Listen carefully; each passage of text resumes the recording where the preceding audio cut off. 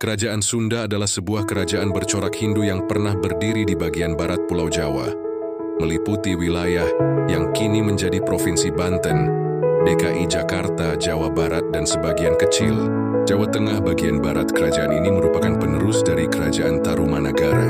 Sejarah singkat Kerajaan Sunda didirikan oleh Tarusbawa pada tahun 699 Masehi, setelah runtuhnya Kerajaan Tarumanagara. Pada awalnya Sunda merupakan bawahan dari Tarumanagara.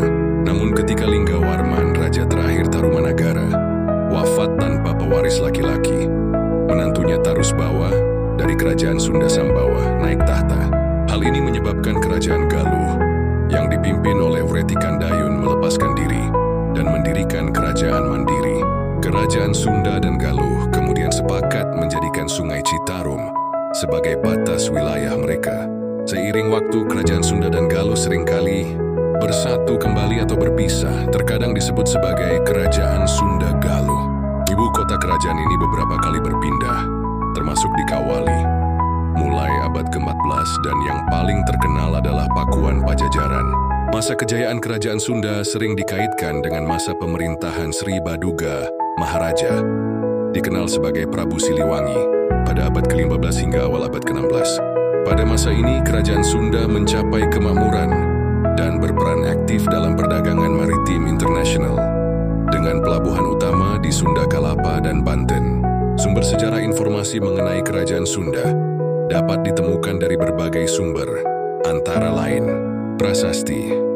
Beberapa prasasti batu seperti Prasasti Kebon Kopi II, Prasasti Kawali, Prasasti Perjanjian Sunda Portugis, dan prasasti batu tulis memberikan gambaran tentang sejarah dan penguasa kerajaan. Naskah kuno.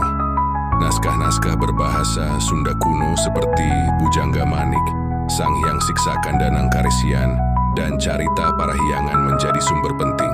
Naskah Wangsakerta juga sering dirujuk, meskipun keasliannya masih menjadi perdebatan di kalangan sejarawan. Catatan asing.